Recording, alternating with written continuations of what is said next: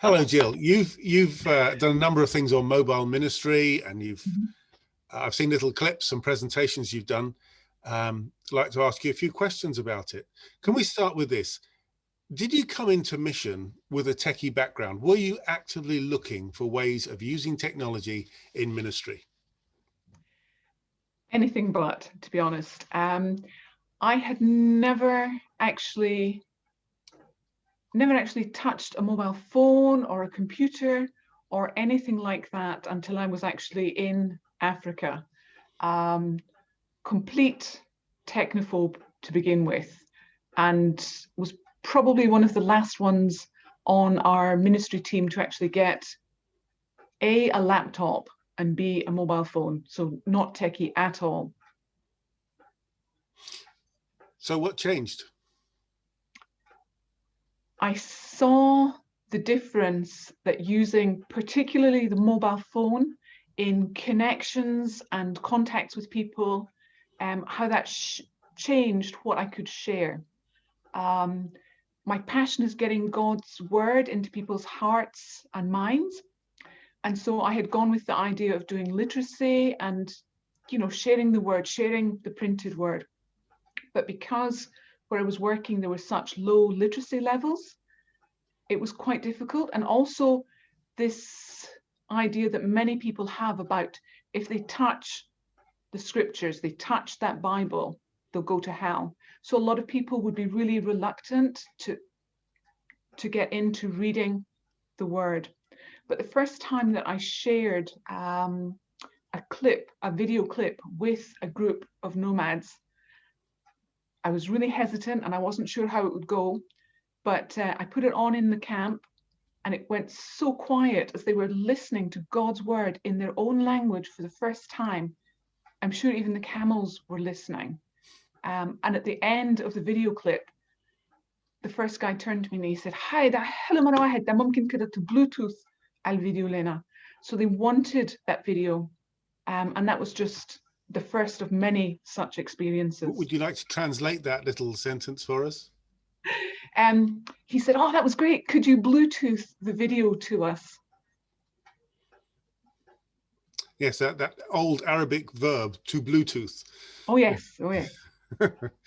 um, Now, you were working with nomads. Surely, I mean, one of the things to know about nomads is they live without modern conveniences. They're off the beaten track.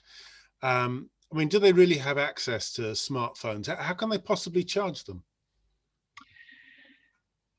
Charging them is a challenge, but they find ways. They are very creative and very versatile.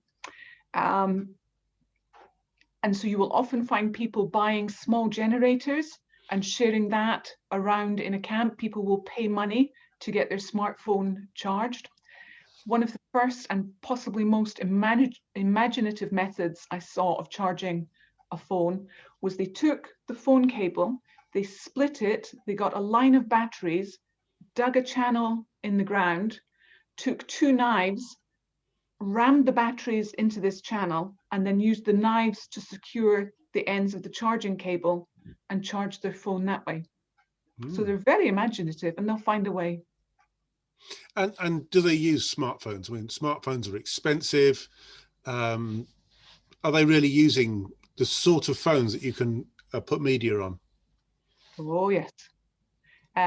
There's a huge second-hand market in a lot of developing countries. And where I was, it was particularly true. I mean, people would buy second-hand phones. They would be swapping phones quite regularly. And so at first I thought, I was a little bit nervous because I had quite a big fancy smartphone. And I was thinking, I'm going to go into camp and people are going to want my phone rather than the message. But I quickly realized that a lot of people had similar sized phones, perhaps not the same quality, but it's a really big thing for them.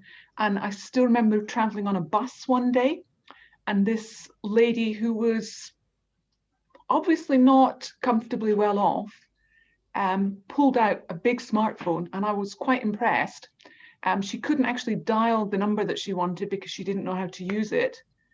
But she handed the phone to me, I tried, couldn't get it. And she said, oh, I'm out of credit. Put the phone in the bag and pulled out another one of the same size. So yes, they find them. This kind of thing is all very well for reaching people who speak a language which is well resourced, and Arabic is relatively well resourced compared with most languages. What about if we're working with a language that hasn't been developed yet? How do we get suitable media? Is there someone who will help with that? You say the language hasn't been developed, but obviously people are speaking it. And that's one of the really great things about mobile phone technology, is it opens up so many more possibilities for you to actually produce material. So as long as you have speakers of your language around you, and the imagination and the creativity, you can find a lot of free apps on the phone to actually enable you to create your own media. If you're uncertain about how to start doing that, there are a number of missions organizations. There are a number of video tutorials which you can find, and it might actually be worth linking some of those in the comments section on your video. But one that I would mention is the Mobile Media Coach. They have a lot of very short video tutorials on YouTube. Very good. So how much preparation and training would somebody need to try and develop their own media? It sounds quite sophisticated. It can be quite sophisticated, but I have run workshops with different tools, and within an hour-long workshop, depending on what you're aiming for, people have been able to produce media which they've been able to share using some of these apps. Wow. Could you give us some examples of different situations in which you've used media from your mobile phone or tablet? You mentioned one in the camp. Can you give some other examples, particularly different situations? As I said earlier, I would quite regularly travel on the bus, and so I would make a point of having media available on my phone, knowing what it was and where it was, and being ready to share it. And I'm quite comfortable sitting next to someone, and when they pull out their phone and start looking at a video, I'll quite happily peer over their shoulder and engage in a conversation so that I'm ready then to share something that I have on my phone. I've even made a point, if I'm traveling to a new country.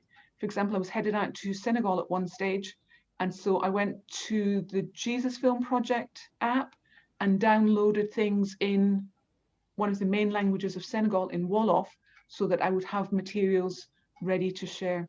So just the same way as you would pull out a tract, having something on your phone, you're able to pull it out and share it. Does that answer your question? Yeah, I guess so. So far, we've talked about sending out our message. There's Jesus Film, that kind of thing, out to potential recipients. What about two-way communication? After all, social media is all about participation, isn't it? Yes, very much so. And if you're going into social media and thinking about just sending out your message, I would say that you're really missing the point of social media.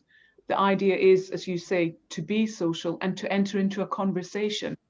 And so when I think of doing anything on social media, my starting point wouldn't be the message that I want to put out. It would be, where are my audience? And so I spend time listening to the kind of conversations that people are having. So for example, on Facebook, before I run some messages, I would try and find a group of people in the area that I'm targeting, find out what they're talking about, what are their concerns, and then I would post something which I would hope to impact my audience with. And when I post, I wouldn't just send it out and I wouldn't say, do you like this? I would be looking to make of open questions rather than yes, no, or do you. And are you getting much feedback from that kind of stuff? Much interaction? At times, sometimes it's very good feedback, and sometimes it can be negative feedback, but that can also be a way of taking a conversation forward. But apart from the moment that you actually have some kind of feedback, it gives you a place to go with that. Okay. And which social media do you think are most useful for ministry? The particular social media that your audience is using. I try and follow trends, and for a while one of the guys in a missions group that I work with was saying, oh, TikTok is the place to go, everyone is on TikTok. But I looked at his audience, the people that he works amongst, and that was true for his particular situation. But my audience are not on TikTok at all. And so again, it's about knowing the people that you're trying to reach, in the same way that in a face-to-face conversation, you would try and find out where people are at. When it comes to social media, you need to know what your target audience are using. Okay, very good. Thank you very much. Thank you.